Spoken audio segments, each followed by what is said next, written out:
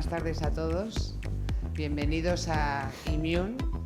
Gracias por estar aquí. Y bueno, nosotros en Immune estamos muy contentos hoy porque es la primera jornada en que el Meetup de la comunidad de CPS se hace aquí. La primera de otras muchas. Entonces, bueno, esta es vuestra casa. Cuando no sé si habéis visto el campus, pero daros una vuelta porque la verdad merece la pena. Y aquí, Immune, somos un instituto de formación en tecnología, pero donde además acogemos a cualquier edad. Tenemos niños desde 10 años, empezando con la programación, hasta llegar a las empresas, pasando por jóvenes que están haciendo un grado y bootcamp, máster, etcétera. Sobre todo, queremos en Immune llevar la tecnología a la sociedad en general. Y ese es el objetivo, ¿no? Entonces, nosotros también en Immune tenemos una alianza con Singular Solving, que también tiene mucho que ver con la comunidad CPS. Y de hecho tenemos formación en ese tema, en CPS y tecnología, que ya hemos cerrado la primera edición y estamos con la segunda, con lo cual yo creo que somos todos partes de la comunidad. Y nada, simplemente quería presentarme, soy Concha Gil y ya nos veremos más veces y ya dejo a Pau. Gracias. Gracias, Concha. Bueno, agradecer a Inmune que nos dejéis este espacio. Se agradece tener un sitio. Somos un poco una comunidad itinerante, pero ahora mismo pues este espacio es perfecto para nosotros. Tenéis todo lo que necesitamos. Y bueno, pues eso también está en esta colaboración con Singular Solving, ¿vale? Que también, aunque no lo parezca, por detrás pues siempre están ahí dando soporte y ayudando a la comunidad CPS. Lo único es que lo hacen pues eso, desde el fondo, desde la generosidad, sobre todo. Y bueno, estos son los meetups CPS. No sé si conocéis la comunidad CPS, conocéis estos meetups. Hacemos eventos presenciales en Madrid una vez al mes. Y nos centramos en temas. El CPS es un poco difícil de ponerle una delimitación, ¿no? Es como que es hay un poco de todo. Pero bueno, hoy tenemos a Ángel Vallejo. Propusimos en el canal de Telegram de la comunidad CPS, tenemos en Telegram un canal, bueno, un grupo, en el que ya hay una comunidad de unas 250 personas, ¿no? No somos muchos, pero bueno, los que somos buenos. Y pedí voluntarios y Ángel se mostró voluntario para darnos esta charla hoy, por lo que yo le agradezco enormemente que se haya presentado voluntario y que se haya arriesgado, ¿no? a venir aquí y a hablarnos. Pues eso, muchas gracias, Ángel, y te dejo todo el escenario para ti. Muy bien.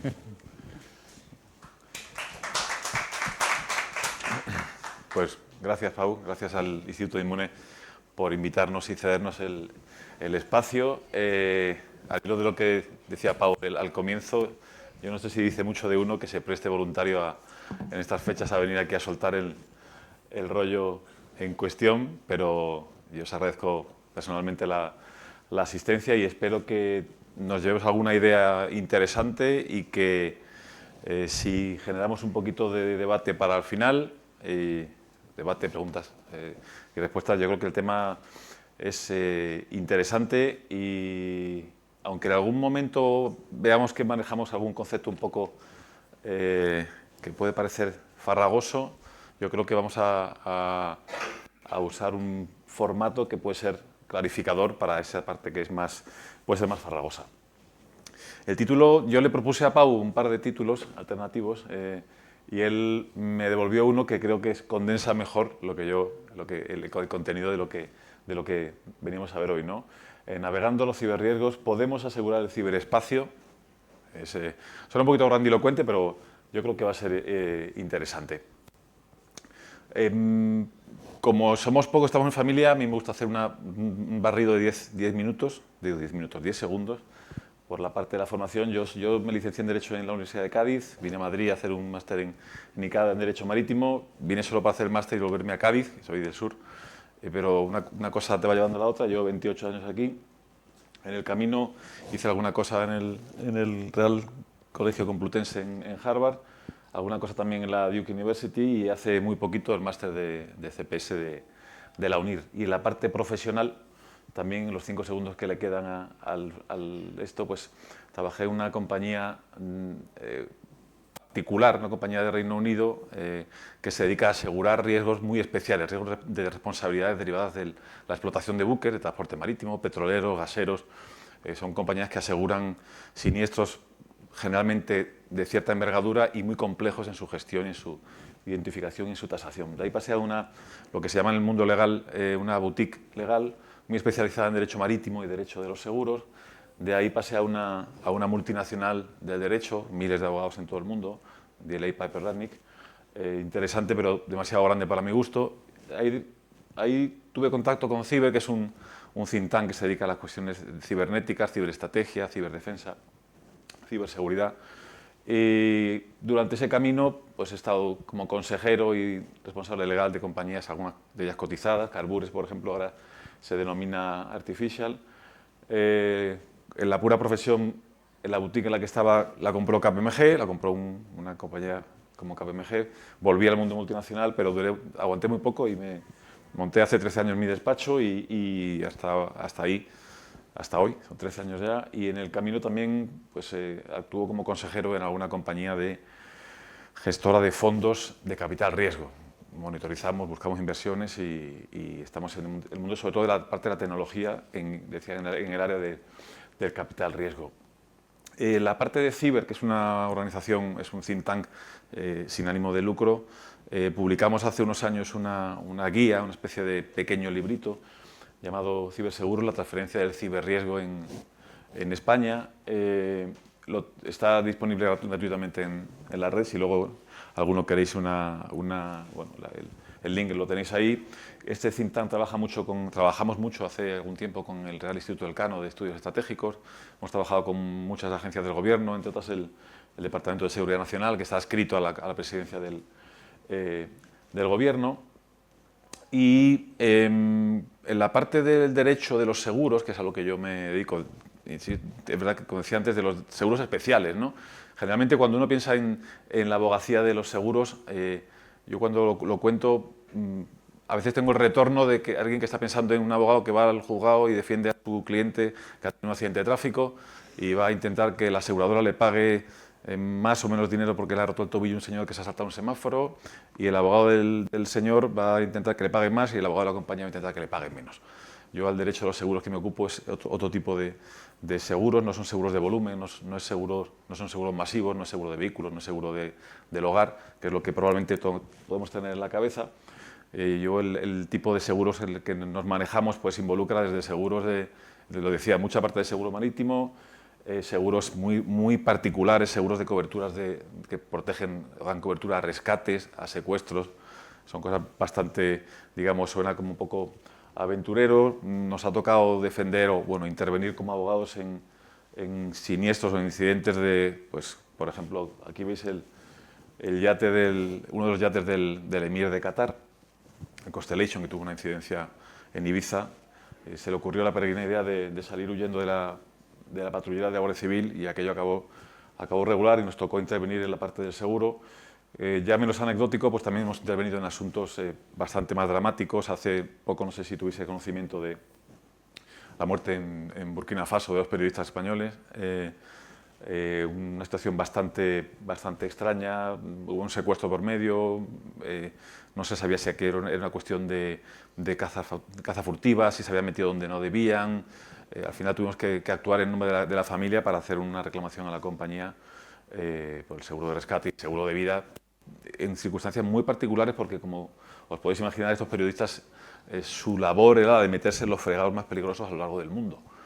Y eso genera una cierta problemática luego con los seguros. Y luego, por último, por la parte del visado profesional, hemos intervenido en la Comisión del Parlamento Europeo, la Comisión de Investigación del programa Pegasus, que sonará de los medios de comunicación, ese supuesto espionaje a infinidad de personalidades de la política y no solo de la política. Y eso nos ha dado también una visual interesante sobre cómo se hace la legislación en Bruselas, que ahora vamos a comentar. Que ya aviso que es un desastre, para que tenga que irse pronto y no se quede hasta el final, lo voy avisando, y ahora vamos a ver un poco en detalle. ¿De qué hablamos cuando hablamos de ciber? Porque yo creo que es un concepto tan ubicuo que nos es casi extraño pararnos a preguntarnos, ¿esto de ciber qué es? Esto es, pues ciber. Yo recuerdo una reunión que tuvimos hace años en California y uno de los ingenieros que estaba en la reunión cuando salió el tema decía, pues, ¿de qué hablamos? ¿Cómo que es eso de ciber? ¿Qué es el agua? ¿Qué es el aire? ¿No? Pues estamos hasta aquí, estamos metidos en el ciber como estamos metidos en el agua y en el aire, ¿no? A mí me gusta, creo que es importante aclarar una cosa, porque yo generalmente, o bien en la universidad o en otros foros que tengo, digamos, la audiencia es más jurídica, me gusta acotar un poco los términos, los técnicos, no profundizar mucho, y cuando el aforo no es jurídico, no es del área jurídica, me gusta no profundizar mucho en conceptos canónicos, conceptos académicos, sino utilizar conceptos operativos. Aquí hay una parte de una nomenclatura que creo que podemos compartir, probablemente no es la más acertada o la más exacta de las posibles, pero nos va a servir como concepto operativo para entender y para seguir la exposición, que es el Internet of Things. Yo creo que en general el perfil será casi técnico, creo, mayoritariamente técnico, con lo cual, bueno, son, digamos, conceptos que vamos a manejar y que tienen mucha más profundidad, pero vamos a usarlo en la parte más operativa que otra cosa, ¿no? ¿Qué es el ciberespacio? También tenemos que pensar un poco qué es el ciberespacio. Y bueno, pensamos que es todo, lo damos por sabido y a lo mejor no viene mal pensar de qué hablamos, ¿no? Esta pregunta la escuché es lo que os decía, en una reunión en California hace años. Estábamos negociando unos contratos con entre una compañía española y una compañía americana, y uno de los abogados de la compañía americana decía, bueno, pero habrá que definir un poco qué es el ciberespacio, ¿no? Y este hombre se echó para atrás en la butaca y dijo, ¿cómo definimos algo que es tan absolutamente ubicuo, ¿no? Pero queramos o no, tenemos que manejar una cierta nomenclatura común, una cierta denominaciones comunes. El concepto operativo de ciberespacio, pues podemos pensar en tres enfoques, ¿no? Como un entorno digital generado por la interconexión de redes de computadoras a través del Internet. Otro criterio que sería el conjunto de interacciones en línea, como acceso y compartición de información, correo electrónico, redes sociales, etc. Y también el entorno parcialmente inmaterial y limitado, esto es un error obviamente, es ilimitado, por fronteras geográficas con conectividad y un intercambio de información globales. Cerramos el concepto de ciberespacio, el concepto operativo. Pues una realidad múltiple compuesta por una serie de sistemas físicos formados por las infraestructuras de telecomunicaciones y por todos los elementos y sistemas conectados a las mismas, como los que forman parte del IoT, y también podemos entenderlo como la realidad en la que los usuarios, por medio de la transmisión de información, interactúan y se desenvuelven en cualquier ámbito de su vida. El ciberespacio nos rodea y estamos metidos en el ciberespacio. Es importante tenerlo en cuenta porque a veces lo damos por hecho y no está de más, decía, darle una pensadita, ¿no? Ciberriesgos. Cuando pensamos en ciberriesgos es muy probable que lo que nos venga directamente a la mente son ciberincidentes, ciberataques, ciberdelincuencia, ciberhacktivismo que acaba derivando en ciberterrorismo. Pensamos en el en Conficker, en Petya, WannaCry y los que han venido después, que han hecho un roto en las cuentas de resultados de muchas compañías, ¿no? Desde el obvio que aproximadamente se tasó unos 200 millones de dólares hasta WannaCry, que ya tiene 7 años, que fueron aproximadamente 4.000 millones. Esto es lo que se ha hecho un assessment. Evidentemente puede ser muchísimo más, puede ser órdenes de magnitud incluso, pero por motivos que no se nos escapan, no acaban saliendo a la luz, ¿no? ¿Qué es un ciberriesgo? Si tuviéramos que simplificar demasiado, diríamos que es un riesgo que ocurre en el ciberespacio y acabamos. Bueno, no está de más, no, mejor dicho, no es demasiado fino, un poquito de fine-tuning. Cualquier situación en la que la utilización de Internet, de las nuevas tecnologías o redes de la sociedad de la información puede implicar un eventual resultado dañoso para el usuario o un tercero, cualquiera que sea el medio dispositivo utilizado, ordenador, tableta, teléfono, nube y tal. Yo recuerdo cuando leí esta definición y el autor equiparaba la nube con un dispositivo. Si has trabajado un poco en el mundo de la tecnología, te llama la atención, pero bueno, yo creo que nos vale como concepto operativo. Hay otros conceptos operativos, yo creo que el que estamos manejando es suficientemente comprensivo y descriptivo como para que nos sirva de referencia genérica. Los ciberriesgos comparten 3 características. La primera es la interconectividad, la segunda la complejidad, la tercera la globalidad. Los ciberriesgos ya sabemos que no se figuran como problemas aislados, sino que afectan a todos los sistemas y procesos que se encuentran interconectados. Se produce por la propia idiosincrasia y la propia configuración incluso física del ciberespacio, una progresión geométrica en su efecto y un efecto de red. Son problemas que cambian de manera continua. ¿A qué velocidad cambian los problemas, cambian los ciberriesgos? Pues a una velocidad idéntica a la velocidad a la que se modifica y se desarrolla la tecnología en la que se desenvuelven, las tecnologías de la información y la comunicación. Lo que los hace no solo realidades complicadas, sino complejas en el concepto de CPS de la complejidad. Es decir, genera una serie de byproducts, de resultados, de consecuencias que a veces no se explican por la mera suma de los elementos que componen el ciberespacio. Aparece una situación nueva, novedosa y autónoma a la que solemos llamar en el entorno CPS, solemos llamar emergencia, ¿de acuerdo? Y en ocasiones en las compañías a alto nivel de análisis, de estudios, se está trabajando con prácticas CPS para el análisis y la resolución de los ciberriesgos, ¿no? Por último, hay la parte del elemento de globalidad de los ciberriesgos que va lógicamente aparejado a la ubicuidad del ciberespacio, ¿no? Cualquier pequeño elemento que ocurra en un dispositivo aquí en Madrid puede tener un efecto en una red en Kuala Lumpur y en Uganda, ¿no? Eso, la parte buena es buenísima porque la extiende y la reparte, y la parte mala es igualmente rápida y igualmente efectiva en el lado negativo. ¿Los ciberriesgos pueden evitarse? Bueno, pues yo creo que es probablemente la única pregunta que tiene una respuesta binaria en lo que yo os voy a explicar. Dejo que cada uno tenga la suya, y a mí me gusta mucho citar al profesor Spafford, ¿no? Ese adagio ya es un clásico, ¿no? El único sistema seguro es aquel que está apagado y desconectado, enterrado en un bloque de hormigón, sellado en una habitación recubierta de plomo y protegida por guardias armados. Eso es un sistema seguro. Y aún así, el bueno de Spafford tiene sus dudas, ¿no? ¿Seguro que esto es así? Pues no lo sé. A lo largo de... Yo llevo 28 años trabajando como abogado en áreas de seguros particulares, ¿no? De grandes riesgos generalmente, y me he dado cuenta que se tiene una cierta confusión a veces, no siempre, pero a veces, a la hora de manejar el concepto de riesgo y manejar el concepto de peligro. Se utilizan como sinónimos, no son sinónimos, y menos en las áreas de derecho del seguro y por tanto de ciberriesgos que pensamos en asegurar, ¿no? El peligro podemos definirlo, insisto, son definiciones operativas. Si fuéramos académicos, la explicación sería mucho más larga que esta, ¿no? El peligro es la fuente o causa que tiene el potencial de causar un daño. Es un elemento, un proceso, un producto, un servicio que tiene por su característica esencial, tiene la posibilidad, tiene la potencialidad de causar un daño.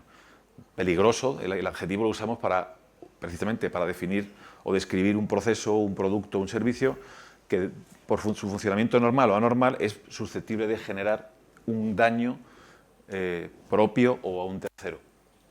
Y el riesgo, por otro lado, es la probabilidad de que se produzca el citado evento dañoso, ¿no? Que si hablamos en el mundo del seguro le llamamos siniestro.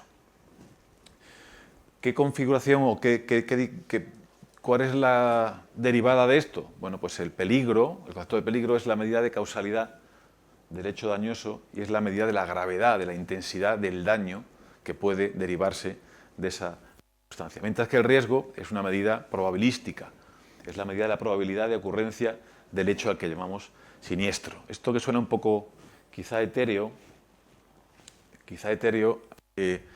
si ponemos un ejemplo a lo mejor lo vemos mejor. Si yo pienso en un peligro en la casa de cualquiera de nosotros, si yo tengo una ventana orientada al norte, me lo estoy inventando sobre la marcha, puedo pensar en una situación de peligro que provenga de una lluvia torrencial o de una granizada enorme, ¿verdad?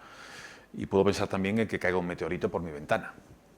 La situación del granizo o de la lluvia torrencial, tiene efectivamente una componente de peligro, pero el peligro, la intensidad del daño que puede generarme, podemos tasarla como bajo. Sin embargo, la tesis del meteorito es probablemente catastrófica. Es decir, a efectos del producto final del desarrollo de un golpetazo con un meteorito, el peligro es enorme, es catastrófico. Es decir, el menor de mis problemas va a ser la ventana si la golpea un meteorito, ¿no? Pero no vamos a decir, a efectos del seguro es muy importante esa diferenciación, porque a la hora de tasar los riesgos, y esto pasa mucho especialmente en el área cibernética, hay situaciones que son extremadamente peligrosas, pero por remoto que resulta su riesgo, es decir, la probabilidad de que ocurra, se puede descartar. Podemos funcionar descartando elementos o situaciones que son extremadamente peligrosas. ¿Por qué? Porque estadísticamente no van a ocurrir o va a ser tan remota su posibilidad de ocurrencia que yo voy a descartarla y puedo seguir funcionando sin el miedo al meteorito, salvo que uno sea un personaje de la serie de Asterix, que no recuerdo cómo se llama el jefe de la tribu, que tenía ese temor de que se le cayera el cielo encima, ¿no? Bien, ¿qué hacemos con el riesgo? Porque tenemos la actividad profesional, la actividad personal, las relaciones personales, las relaciones profesionales, corporativamente, como país, como Estado, como empresa, estamos envueltos en riesgo. Y dado que estamos envueltos también, inmersos en el ciberespacio, estamos inmersos en ciberriesgos. ¿Qué hacemos con los peligros? ¿Qué hacemos con el riesgo? Pues ahí la doctrina clásica hace una descripción enorme y farragosa y además muy pesada, y yo no voy a hacerla hoy. Pero podemos gestionar el riesgo de determinada manera. Yo pienso en tres posibilidades. Una, esconder la cabeza. Yo creo que hay un riesgo, pero yo miro para otro lado, yo no hago nada. Ni me preocupo de tasarlo, de colocarlo, de valorarlo. ¿Eso es gestionar el riesgo? Es una forma de gestionarlo. Eso de hacerse el sueco, cada uno que haga lo que considere. Otra posibilidad es valorar el riesgo y considerar que puedo asumirlo. Es decir, lo asumo como propio y si se verifica el hecho dañoso, si se verifica el siniestro en sí, asumiré el efecto del peligro y asumiré la consecuencia que se derive de esa situación. Eso le llamamos autoasegurarse o recurrir al autoseguro. Esta es la única situación en la que el importe de la prima, lo que yo voy a pagar de prima, se corresponde con lo que voy a pagar por el daño que me ha producido el siniestro. Si yo sufro ese daño y no lo tengo asegurado una compañía, sino que lo tengo autoasegurado, la prima la voy a pagar una vez con el 100% del daño que se me ha causado. Y la tercera posibilidad es transferir ese riesgo, que no soy capaz de tasar bien o de valorar bien, prefiero que lo haga un profesional y lo transfiero. No es como esconder la cabeza, porque si escondo la cabeza en el primero de los supuestos, estoy diciendo a mí que no me cuenten. Y luego te encuentras con el problema. En esta ocasión detectamos un riesgo, lo valoramos y quizá en esa valoración consideramos o llegamos a la conclusión de que no somos capaces ni de valorarlo ni de gestionarlo razonablemente. Lo pasamos a un profesional, a una compañía de seguros. Una compañía de seguros, pero esto del seguro, ¿qué es? Que también lo damos por hecho muchas veces y no está tan claro. Pues un seguro, resumiendo mucho, es un contrato por el que el asegurador se obliga contra el cobro de una prima para que si se da el caso, si ocurre un hecho al que llamamos, lo que se describe en la póliza, indemnizaremos el daño producido al asegurado o satisfaremos un capital u otras prestaciones que se hayan convenido en la póliza. Es un contrato, obviamente, como decía, una parte paga un precio que se llama prima, la otra parte paga una cantidad si ocurre un hecho, que es la indemnización. El hecho es el siniestro y tiene un componente que es extremadamente relevante y relacionado con todo el entorno CPS, la aleatoriedad. La aleatoriedad, la incertidumbre. La aleatoriedad viene de aleas, de la palabra latina, que significa suerte, azar, destino. Si no hay una situación de incertidumbre, de azar, de suerte, no puede haber un contrato de seguro nunca. Es decir, es parte fundamental y hay infinidad de sentencias de todos los tribunales que establecen que si no hay una situación de incertidumbre no puede haber un contrato de seguro. Alguno me dirá, momento, ¿y los seguros de vida, por ejemplo? ¿Hay alguna posibilidad de que uno se libre de acabar sus días colgando las botas? No, señor, pero tendremos que identificar el elemento aleatorio en dos posibilidades. Una, el tiempo en que se producirá y las condiciones en las que se producirán. En ocasiones esto no se valora suficientemente, pero no se nos puede olvidar que las aseguradoras son compañías que quieren ganar dinero, o por lo menos quieren no perder mucho dinero. Vuelvo al ejemplo, por si he sido un poco farragoso en la explicación. Si yo mañana contrato un seguro de vida, para mí, yo tengo 53 años, tengo un estado de salud, digamos, medio, razonablemente bueno, y razonablemente los actuarios dirán que yo viviré unos entre 30 y 35 años más. Si yo mañana contrato un seguro de vida, la compañía me va a pedir que le pague 50 euros al mes hasta que me muera. Y cuando me muera, le darán un capital a mis hijos, por decir, simplificando mucho. Pueden ocurrir dos cosas. Lo llevo al extremo para que se vea mejor. Si yo lo contrato mañana y dentro de 2 meses tengo un percance y muero, la compañía ha recibido de mí 100 euros en primas y suelta $500.000 de euros a mis herederos. A la compañía le ha resultado tirando a mal el negocio, ¿vale? Con mi póliza palma pasta de manera disparatada. Puede ocurrir otra cosa, y es que yo me cuide muchísimo, o por las circunstancias que sean, por la genética, o por yo no sé qué, vida hasta los 96 años, y si estoy pagando al mes esos 50 euros, cuando llegue la hora de pagar, la compañía ha recibido de mí, habrá recibido 750.000 euros, me invento la cifra, y va a tener que desembolsar 500.000. Ha salido un negocio redondo. Ahí está la parte de la aleatoriedad. La aleatoriedad es un elemento que no se puede evitar, pero se puede acotar y tasar, y sobre todo minimizar la parte más dañina de esa incertidumbre, ¿de acuerdo? Pero es muy importante esto. Si no hay una situación de incertidumbre concreta, no puede haber un contrato de seguro, ¿de acuerdo? ¿Cómo luchamos contra la incertidumbre? ¿Cómo luchan las compañías de seguro contra la incertidumbre? Porque decíamos que efectivamente la esencia es un elemento de incertidumbre. Yo puedo tener un contrato de un seguro de un buque, manejamos habitualmente ese tipo de contratos, y yo sé que un petrolero pues tiene un porcentaje X, esto está ultra tasado, de tener un abordaje, o sea, un contacto con otro buque en determinadas circunstancias, y que de cada golpe con otro buque se pueda derivar un vertido de petróleo. Ya entramos en cantidades astronómicas, hablando en lo económico y en lo medioambiental, igual os digo, ¿no? Pero las compañías no pueden jugar pensando en, ya veremos lo que ocurre. Hay que intentar acotar en la medida de lo posible para minimizar el perjuicio, ¿de acuerdo? Vuelvo a la pregunta porque yo creo que debería hacerla 70 veces, o a la cuestión, la lucha contra la incertidumbre. ¿Cómo se lucha contra la incertidumbre? Bien, en 1666, a los que os guste la historia, sabéis que en Londres hubo un incendio catastrófico y dejó media ciudad absolutamente arrasada. En aquel momento no había seguros de incendio. Y un tipo que yo no sé, hoy le llamaríamos emprendedor, yo no sé en 1666 cómo se llamaba esta gente, un tipo montó una compañía llamada The Fire Office y decidió que iba a comenzar a hacer contratos de seguros de incendio. Y empezó a llevar registros detallados de los incendios, dónde, cuándo, por qué, de qué material eran las casas, cómo se propagó, en qué circunstancias se había producido el incendio, cuál ha sido el daño que se producía o que se ha derivado del incendio. Y en ese año, en el 67, es cuando se aparece de esta compañía, se empieza la documentación sistemática de incendios a efectos de los seguros. Ya me diréis, esto que nos cuenta, ¿a qué viene? Viene a que tenemos 358 años de registros y estadística. Si voy hoy a hacer un seguro de incendio para mi casa, en 2 clics tengo una cotización perfecta, al metro cuadrado y al céntimo. ¿Por qué? Porque tenemos una enorme base de datos que nos permite hacer estadísticas actuariales y previsión. ¿De acuerdo?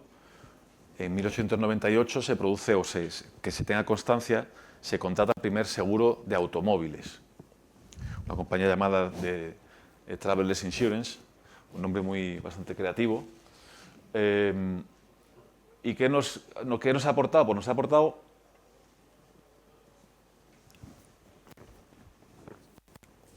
ni más ni menos que 126 años a día de hoy de estadísticas y de datos que nos permiten trazar líneas de por dónde puede ir la cosa en el futuro. ¿Cuáles son los drivers de avance exponenciales en seguridad y operativa, profesional, comercial, de cualquier tipo? Y los drivers de la adecuación de estándares aseguraticios. Pues lamentablemente los grandes siniestros. los siniestros que son o muy llamativos socialmente, o muy llamativos económicamente, o muy llamativos conceptualmente. En 1911, en una compañía llamada Triangle Shirtwaist, una compañía textil que hacía camisas, ocurre un incendio en la planta cuarta o quinta de un edificio en la que se hacían estas camisas. Ocurre simplemente porque el empleador de la compañía consideraba que los trabajadores salían mucho a comer un bocadillo o a fumar o lo que fuera, y el hombre no se le ocurre otra cosa que en el tiempo de trabajo bloquear las puertas. Esto hoy nos parece temerario, no temerario, nos parece criminal, asesino y disparatado. Bueno, debería entenderse así en cualquier época, pero hoy es impensable, ¿no? Alguna cosa ocurre. ¿Por qué cuento esto tan morboso? Pues porque este siniestro generó el mayor avance de prevención de incendios y normativa de prevención laboral que se ha producido nunca en esta materia, ¿no? El buque Estonia se hundió en el 94. Parece ser, por lo que se sabe, que la careta que llevaba en proa no se cerró bien y el buque salió con cierta mala mar entre Tallinn y entre Estonia y Suecia, y acabó hundido completamente, pues 854 fallecidos, una catástrofe absoluta. Igual fue un momento de absoluto avance tanto en normativa de seguridad como en normativa de operativa marítima. El último, y dejamos el morbo, el vuelo de Air France, el famoso 447, que se estrelló en el mar en 2009 con 223 fallecidos. Cuando se recuperaron las cajas negras, se obtuvo una cantidad de información brutal que ha permitido también hacer ciertas modificaciones en la normativa de seguridad, de operativa y de comunicación, sobre todo del equipo que volaba el aparato. Después de toda esta visual histórica, vamos al origen del ciberseguro, vamos acotando, vamos entrando en la materia. Vamos a hacer una pequeña cronología de 2 minutos. Sobre los años 60 se inventa, comillas, se inventa el Internet, nace el ciberespacio. Bueno, ya sabemos que origen militar, no militar, origen universitario, se querían comunicar una universidad con otra. El hecho es que de allí a aquí tenemos lo que tenemos. En los 70 aparecen programas malware como Creeper y Reaper, aparecen los antivirus, ese tipo de historias. En los 80 aparecen programas maliciosos de orden comercial, que es un paso interesante. En los años 90 se empieza a producir la época dorada del pirateo, porque producido un máster de un elemento digital, hay tantos másters como copias, porque la facilidad de propagación es la que es y la de copia es la que es, y empiezan las compañías a exigir una cierta protección para cuando a uno le roban el material, el patrimonio que es una creación artística. En los años 2000 se detectan las primeras operaciones corporativas y de financiación de bandas criminales que forman a sus cibercriminales y montan establecimientos absolutamente dedicados a la preparación de ciberdelincuentes para arramplar con todo lo que en el camino. En el año 2000 ya sabemos lo que ocurrió. El mundo iba a acabar, no acabó, no fue para tanto, podía haberlo sido, pero no lo fue. Y también hubo compañías que decían a las aseguradoras: oye, yo para la siguiente me gustaría poder dormir mejor, necesito algo de cobertura, necesito algo de tranquilidad a costa de la prima que tú me digas que tengo que pagar. La explosión de los .com también fue un hito muy importante de cara a los ciberseguros. Y en el año 2003 surge la primera, o la que parece ser que es la primera ley a nivel mundial que tiene que ver con los ciberseguros y con la normativa de comunicación de siniestros, ¿no? Aquí está planteado: cualquier agencia estatal, persona o empresa que lleve a cabo negocios en el estado de California y que posea u opere datos informatizados con información de carácter personal, deberá comunicar formalmente cualquier brecha de seguridad que implique una fuga de datos. Aquí empezamos ya a imponer obligaciones de comunicación. Y se sientan las bases aquí de lo que se llama el Data Breach Notification, que es la obligación de notificar a las autoridades cierto tipo de elementos de ciberincidentes de cierta envergadura. Las ciberpólizas se configuran y se le piden a las compañías como elementos de defensa de primer orden junto a la concienciación de los trabajadores. Las pólizas van a permitir gestionar corporativos con mayor efectividad y aportarán también un conocimiento mayor de las amenazas cibernéticas que atenazan a las empresas. ¿Por qué? Muy fácil, porque ninguna compañía aseguradora te va a asegurar tu compañía, te va a asegurar tu empresa, ni tu actividad, si no conoce y tiene asegurado que tus sistemas están razonablemente bien mantenidos, razonablemente bien aislados y razonablemente bien protegidos. Porque si tenemos un sistema que es un absoluto desastre, eliminamos el elemento aleatorio. ¿Por qué? Porque es evidente que la vamos a acabar fastidiando. Y la aseguradora dice, es seguro que vas a tener un problemazo, yo no te lo voy a cubrir. O te lo voy a cubrir a un nivel de prima que es absolutamente inasumible. Ciberriesgos principales, sin entrar en mucho detalle, que hay mucha letra aquí, pues ciberterrorismo, ciberwarfare, ciberhacktivism, tema de protección de datos. En España tenemos una agencia de protección de datos que en ciertos aspectos y circunstancias opera con una capacidad de depredación digna de otro o digna de mejor causa. Si la normativa de protección de datos a nivel digital y cibernético en Europa es muy protectora, en España hemos querido ser más papistas que el Papa y lo hemos hecho todavía más. Las sanciones son brutales y en cuanto encuentra la agencia una vía, ten por seguro hay una brecha, ten por seguro que te van a perseguir hasta el final. Bueno, también tiene que ser objeto de aseguramiento la parte física, el sustrato físico del ciberespacio, ¿no? La estructura, sistemas de contenidos que configuran y participan del ciberespacio. También hay daños inmateriales que tienen que ser cubiertos y tienen que ser protegidos por los seguros, ¿no? Pues, por ejemplo, la paralización o funcionamiento erróneo de infraestructuras, sistemas conectados y derivadamente daños a la reputación y prestigio profesional. Si tenemos tiempo luego con las preguntas, os contaré un caso muy interesante que hemos tenido con uno de los principales grupos de comunicación de España que tuvieron un ciberataque y os cuento la incidencia del daño inmaterial y la cuestión del prestigio profesional. En ciberseguros manejamos un concepto, bueno, en general en seguridad, pero en ciberseguros que se llama de attribution issue. Lo he puesto en inglés porque en la bibliografía que encontréis sobre la materia, incluso en lengua española, en lengua castellana, se pone en el formato inglés, ¿no? El problema de la atribución. ¿Esto qué tiene que ver con los seguros? Pues tiene mucho que ver y lo vamos a ver. Hay una primera, no es la primera, pero es una muy relevante normativa del Parlamento Europeo que habla de una cierta solución a la complejidad de la asignación de la responsabilidad, el attribution. Esto es, dicho con pocas palabras, es quién es el culpable de esto, quién ha montado el patatal, quién ha liado aquí el. En un accidente de coche es razonablemente fácil y usual saber quién ha sido, quién es el causante. En un accidente entre buques es razonablemente fácil saber quién ha sido el causante, pero en el entorno digital es extremadamente complicado cierto tipo de ciberincidentes localizarlos y encontrar el paciente cero o encontrar el causante. ¿De acuerdo? Porque es muy normal que haya un anonimato de la fuente. Se puede dar la circunstancia, a veces ocurre con cierta frecuencia, de que haya una delincuencia detrás que con carácter finalista va a aplicar procesos de ofuscación para que no se le encuentre, y en el mundo digital sabemos que es muy fácil o muy posible ocultarnos de manera bastante efectiva, y luego porque la velocidad de la propagación del ciberataque es absolutamente, bueno, tan rápido como la velocidad de comunicación por redes digitales, ¿no? ¿Y por qué es importante la atribución de efectos del seguro? No se puede preguntar, ¿esto me interesa, no me interesa? Pues por cosas como esta. Porque a la compañía Merck, que le costó la broma 1.400 millones de dólares con la broma del NotPetya, fue a reclamarle a la compañía de seguros.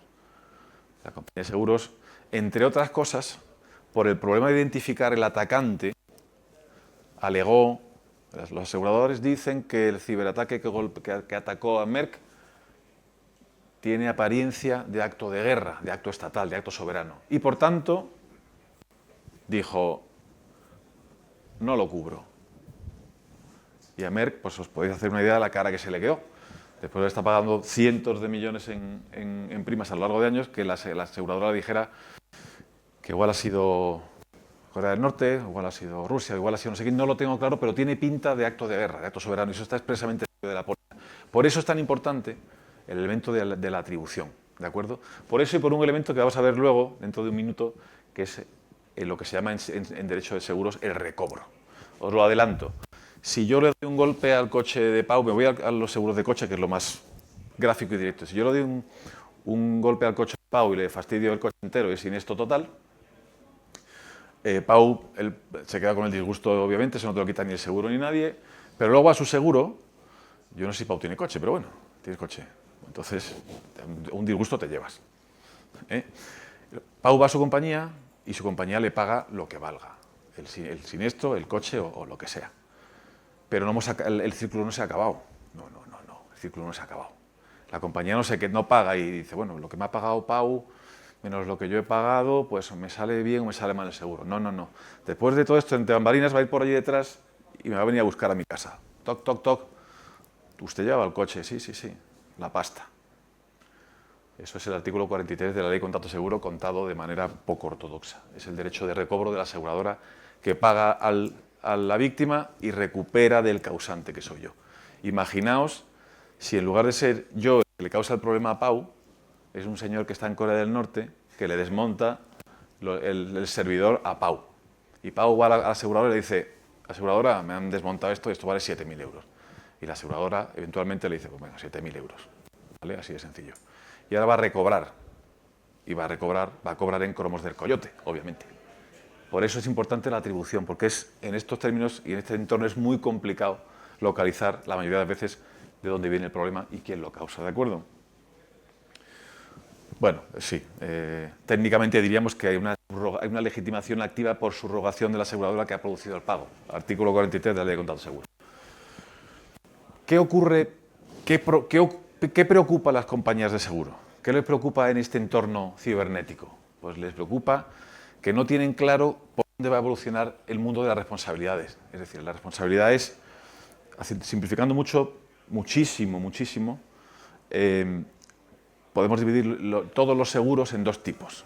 O son seguros de daños o son seguros de responsabilidad. Si es un seguro de daños, se va a cubrir un daño físico o inmaterial definido en una circunstancia concreta. Si es un seguro de responsabilidad, lo que se va a cubrir es la responsabilidad del causante del daño, para que el tercero, cuando le reclame, no tenga que salir de su patrimonio, sino que lleve a la compañía y me dice, me está reclamando Pau esta indemnización, tengo un seguro de responsabilidad, paga la compañía que asegura la responsabilidad. Y decía que como la normativa es tan extrañamente lenta, sobre todo en el área tecnológica y en el área ciber, este divorcio entre la legislación y la tecnología, las compañías las tira de fritas, porque no saben a qué quedarse, no saben qué va a ocurrir en el futuro inmediato. El desarrollo legislativo en la parte tecnológica se mueve con parámetros de velocidad geológicos. Esto es órdenes de magnitud, es decir, la deriva de Wegener de los continentes, ¿os acordáis, no? Aquello de la Gaia y de la Tierra única y demás. Y el desarrollo tecnológico respecto a la legislación pues son parámetros de velocidad cuántico. Y esto, me diréis, ¿tiene que ser un problema? Pues es un problema y de los gordos. Os voy a poner un ejemplo que yo creo que es bastante gráfico. En marzo del 24 el Parlamento Europeo aprueba el Reglamento de Inteligencia Artificial. Bien, Europa a la cabeza. Marzo del 24, estamos punta de lanza, ¿sí o no? Estamos en punta de lanza. Que establece unas obligaciones estupendísimas a los operadores de sistemas de inteligencia artificial con un enfoque siempre basado en proteger los derechos fundamentales de los ciudadanos europeos. Aplauso, gorro, confeti, fenomenal. Cero crítica. Marzo del 24. Bien. No, teoría del retrovisor inverso. Objects in the mirror are closer than they appear. Los objetos en el retrovisor están más cerca de lo que parece. Aquí pasa al revés, la normativa. Pensamos que la normativa es muy reciente, es de marzo del 24, hombre. Son 3 meses, son 4 meses. No seas, Ángel, no seas metaexigente. No, esto no es así. En abril del 18 se comienza a preparar la Estrategia Europea de Inteligencia Artificial. En diciembre del 18 un plan de coordinación. En febrero del 20 se publica el Libro Blanco Europeo de Inteligencia Artificial. En el 21 la propuesta marco reguladora de la inteligencia artificial. En el 22 la propuesta directiva responsabilidad inteligencia artificial. En el 23 el acuerdo del Consejo de Europa sobre inteligencia artificial y en el 24, bien, tenemos la normativa, el reglamento de inteligencia artificial. ¿Esto qué significa? Pues significa que con cierto parámetro de corrección, no quiero ser injusto, la normativa que tenemos en marzo del 24 no es de marzo del 24 y sobre todo no refleja un estado del arte de marzo del 24, refleja un estado del arte más parecido a abril del 18. Y en términos tecnológicos no hace falta que yo os diga lo que se parece la inteligencia artificial generativa, me lo invento, es decir, me voy a ese caso concreto, la que tenemos en el 24 con la que teníamos en el 18. Para empezar, porque la del 18 ni se preveía lo que tenemos hoy en inteligencia artificial generativa. Por eso digo que hay un divorcio evidente entre el legislador y el tecnólogo, ¿de acuerdo? ¿Qué ocurre? Pues que se produce el efecto Benjamin Button, que el reglamento de inteligencia artificial, como Benjamin Button, ha nacido viejo, ha nacido obsoleto. Y las compañías tecnológicas van en el Ferrari y el legislador va en el triciclo, además con poca grasa, ¿de acuerdo? Y como esto todo, la directiva NIS del Network Information System, que es del 22, pero entra en vigor en el 23 y se incorpora al Sistema Nacional en el 24. Bueno, sí, pues que la directiva refleja el estado del arte del 22. Pues tenemos un problema muy serio, en esa materia. ¿Cómo se intenta esto subsanar o arreglar, o que no sea demasiado evidente el problema que genera? Pues bueno, cada vez que se acerca la hora de dictar la norma y emitirla y publicarla, se van incluyendo pues, responsabilidades directas que hacen que las compañías que se dedican a este tipo de materias sepan que si no cumplen estrictamente están sometidas a responsabilidades legales. El reglamento DORA igual, es del año 22, el Digital Operational Resilience Act. Yo admito que tengo un sesgo, yo siempre que leo en una norma la palabra resiliencia me pasa como al de Extremoduro, al cuarto de hora no tengo ganas de nada, porque ya sabemos que nos vamos a perder en el fárrago legal, ¿de acuerdo? Pero aquí pasó igual, se incluyó la responsabilidad directa del órgano de administración en cuestión, es decir, como si se involucraba la responsabilidad de la compañía, todavía había brechas, decíamos, vamos a involucrar a los consejeros de la compañía. Si hay un problema cibernético, la responsabilidad es directa y personal de los consejeros. Ya se preocuparán de tener bien asegurada la materia que les toque. Todo esto al final es normativa y yo creo que no es demasiado relevante ahora. Sí se cita en este reglamento DORA, seguro que a todos se os ocurre cómo en el gremio de abogados de derecho, de abogados de tecnología, cómo se llama el reglamento DORA. Luego os lo cuento. Se habla de los seguros pertinentes de responsabilidad civil profesional. Ese es el legislador europeo en términos de inteligencia artificial. Ufano. Somos punteros a nivel mundial. Y nos pasa que con la sobreregulación, esto también le preocupa mucho a las aseguradoras, con la sobreregulación coartamos y limitamos los esfuerzos de investigación, cosa que no hacen otros países que nos llevan mucho tiempo de ventaja en la materia del desarrollo y la innovación en este tipo de entorno, ¿no? El tema de la protección de datos yo creo que lo vamos a pasar porque no vamos demasiado bien de tiempo, pero ya he citado las circunstancias relativas a la Agencia de Protección de Datos, ¿no? Hay una situación interesante. Hasta hace poco HBO era la principal emisora proveedora de contenidos de entretenimiento, ahora es NSO, que es la que hace el Pegasus, que va a dar mucho que hablar. Luego, si da tiempo en las preguntas, os contaré un poco la experiencia de Bruselas de la Comisión Pegasus, ¿no? Es más divertido lo que acaba sacando a la luz NSO que HBO. Hay una evolución importantísima en las notificaciones de brechas de seguridad de la Agencia Española de Protección de Datos. El crecimiento que aparece aquí es orgánico, no parece disparatadamente, pero esas cifras no son reales. Son las que se derivan de las denuncias formales. Sabemos positivamente que la realidad va, pues probablemente multiplica, o sea, son órdenes de magnitud distintos. El problema es muy serio y el aseguramiento de las consecuencias es muy importante, ¿no? Hay una parte casi filosófica, ¿no? Casi filosófica, y es que crea el ciberespacio nuevos derechos, crea un nuevo bien jurídico a proteger. Esto es una cuestión que se discute mucho y aquí yo hago un poco la comparación entre el enfoque marxista y el enfoque de Silicon Valley. Hablo del enfoque económico, perdón, del enfoque filosófico y económico, no del político. Ya sabéis, decía que los cambios cuantitativos suficientemente relevantes generan cambios cualitativos, es decir, generan cosas nuevas, aunque lo que se cambie sea la cantidad. Él decía que también se cambiaba la calidad de las cosas, ¿no? Los poppers de Silicon Valley consideran otra cosa, aunque van variando a conveniencia, porque no les interesa que la regulación se les establezca de manera ad hoc específica, porque temen que se les ate en corto. Eso ocurre en cierta manera. Yo considero que, yo estoy en un término medio, considero que hay un cierto ecosistema que se comparte con el legacy, pero también considero que hay elementos nuevos que es muy importante que se regulen y que se aseguren. Por la hora que es, no voy a irme a sentencias porque esto puede ser un poco rollo, pero sí decir que la absoluta interconectividad genera transmisibilidad global de potenciales daños, obviamente, el aumento de la eficacia de las acciones de cualquier orden adoptadas en el entorno ciber, mayor propagación y potencial daño colectivo a nivel global. Es importante pensar que hay, a nivel asegurador y a nivel también normativo, tres instituciones que nos afectan, ¿no? La objetivación de la responsabilidad, el desarrollo de seguros obligatorios y la teoría del carácter social de la responsabilidad.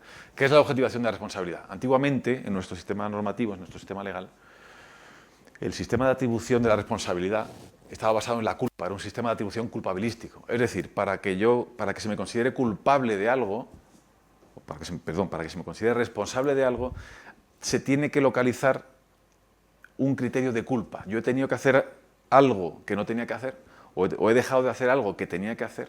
Es decir, hay una culpa personal mía y por eso tengo que responder. Eso es el sistema de responsabilidad subjetiva del sujeto.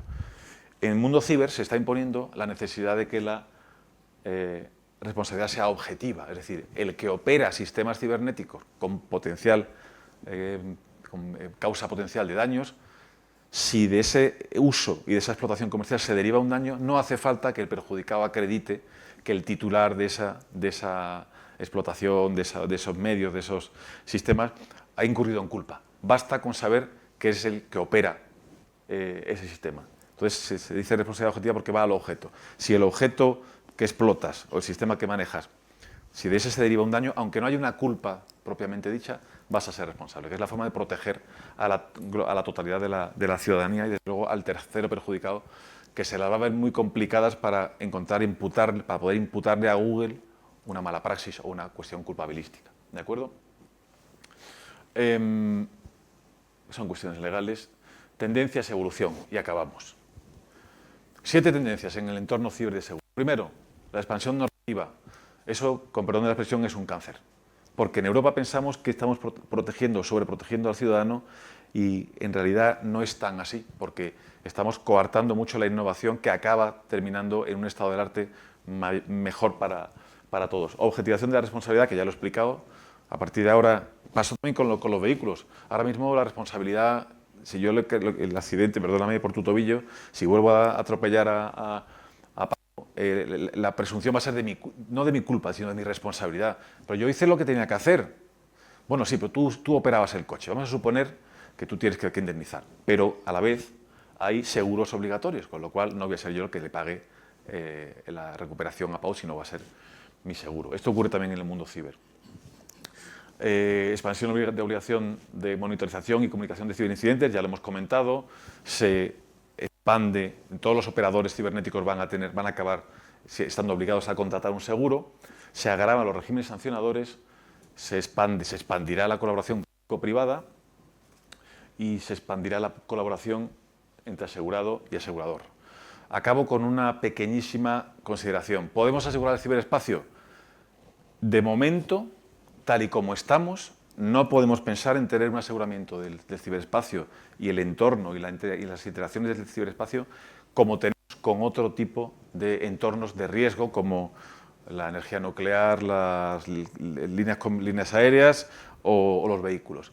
¿Por qué? Porque no tenemos récords históricos, no sabemos todavía, nos imaginamos, qué tipo de daño se puede derivar de la operativa cibernética, cada cuánto tiempo y cuánto va a costar el cumpleaños. Por eso necesitamos un tiempo todavía para que la industria aseguradora equipare el nivel de aseguramiento cibernético al nivel de aseguramiento que hay en otros ámbitos, como los que decía, de los vehículos o de el seguro del hogar. Y acabo con esta consideración de Ana María Duster, que es una persona muy relevante en el mundo de los ciberriesgos. Los ciberriesgos nos están llevando a territorios inexplorados y sobre los que no tenemos mapas. Tanto la exposición a los riesgos como las amenazas tienen características distintas que generan retos que no tienen precedentes.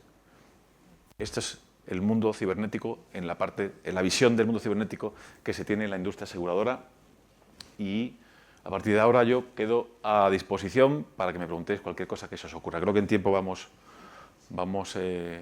bien, con lo cual la autoridad en la materia es Pau Mogarra, que coordinará las preguntas si las hubiera, y gracias por la asistencia y por la atención.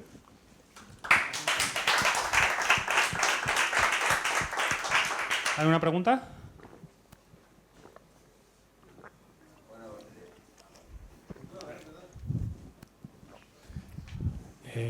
Bueno, gracias por la conferencia, muy interesante.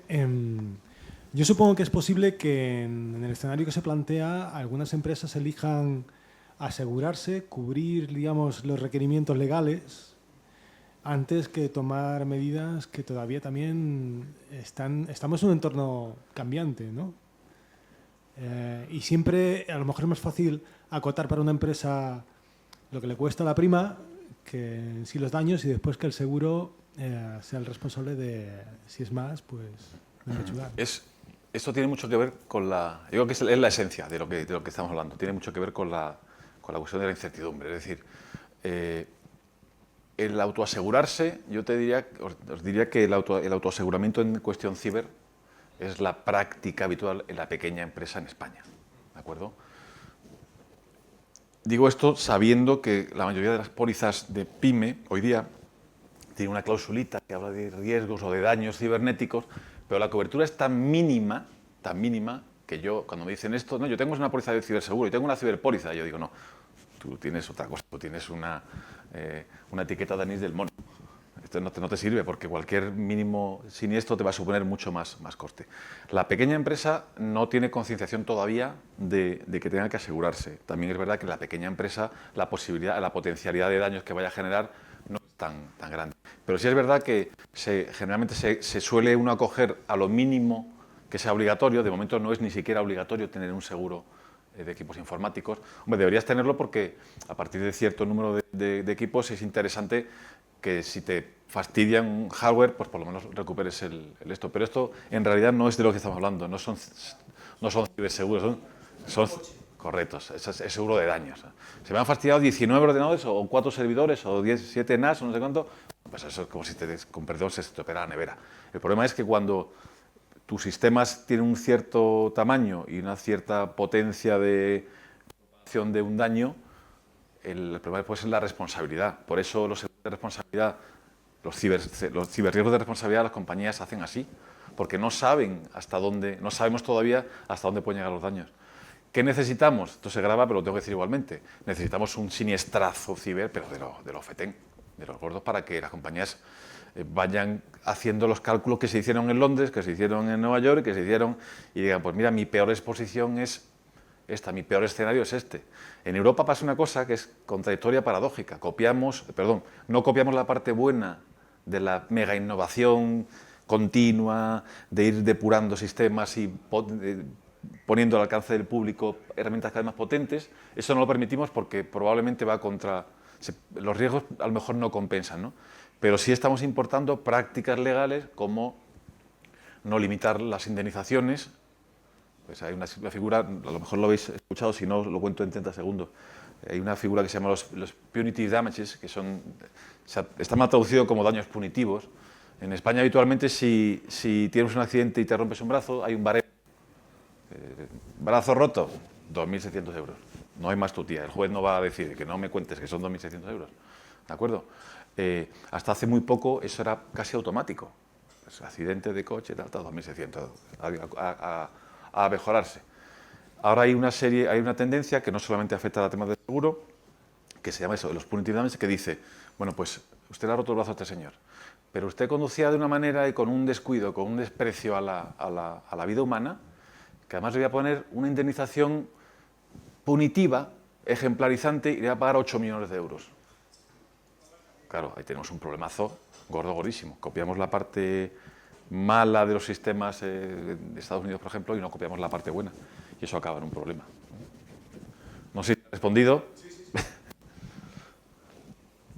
Perdona, añado una cosa. Las grandes corporaciones, ya te digo, que están pagando unas fortunas terribles por seguros de ciber, o sea, por ciberriesgo, por ciberpólizas, porque saben que pueden generar un problema gordo, gordísimo, y lo asumen, con primas muy, muy, muy potentes.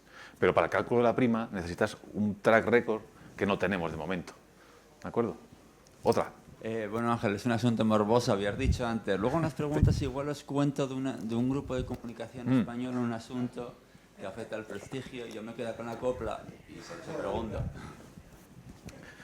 Cuando han dicho lo de morboso, me imagino que te iba a ser el caso de los pobres chicos estos que asesinaron en Burkina Faso.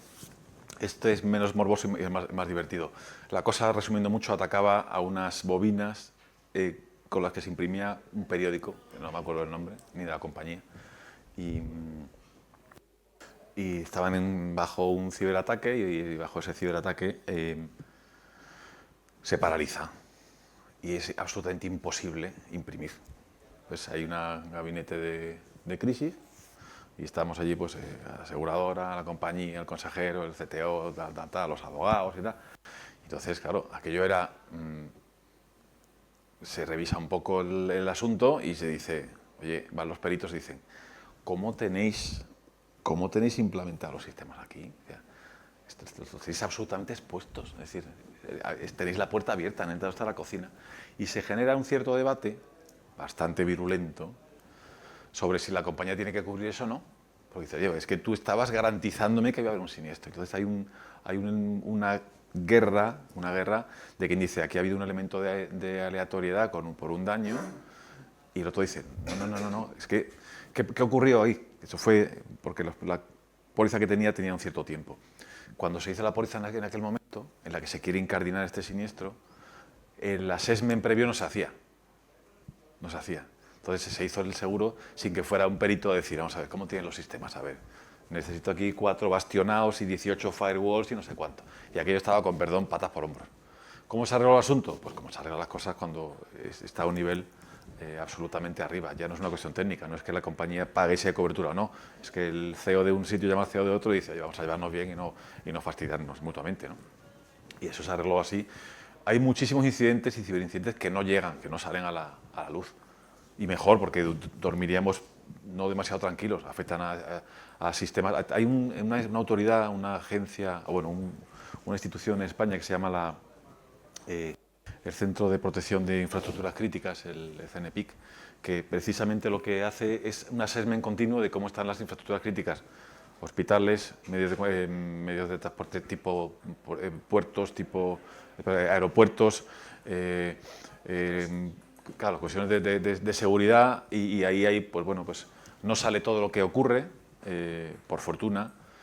Ocurren muchas cosas y muchas de ellas, como tienen que ver con instancias públicas, bueno, pues se arreglan de aquella manera. Las compañías de seguros no están muy felices porque ese tipo de cosas, los resultados y las derivadas son muy difícilmente previsibles, porque no tenemos récord todavía. Necesitamos... Es verdad también que hay una paradoja que a veces en el gremio se comenta, ¿no?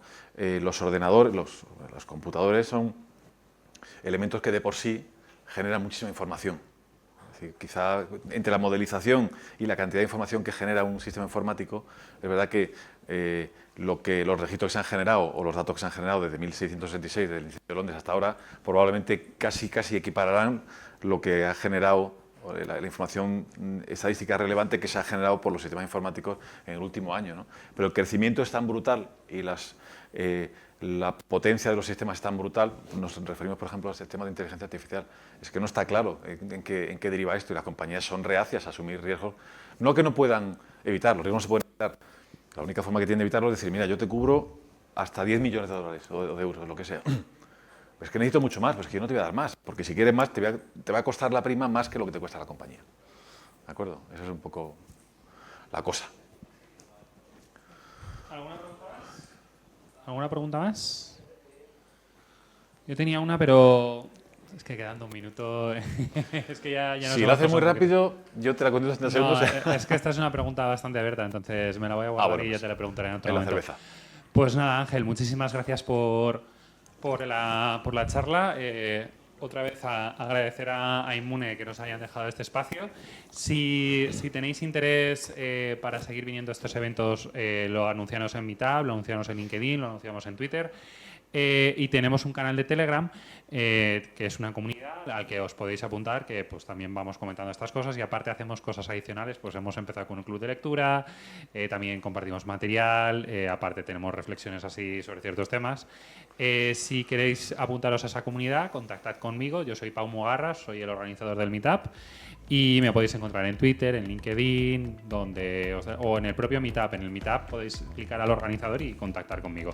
Pues nada, lo dicho, muchísimas gracias y espero que hayáis disfrutado.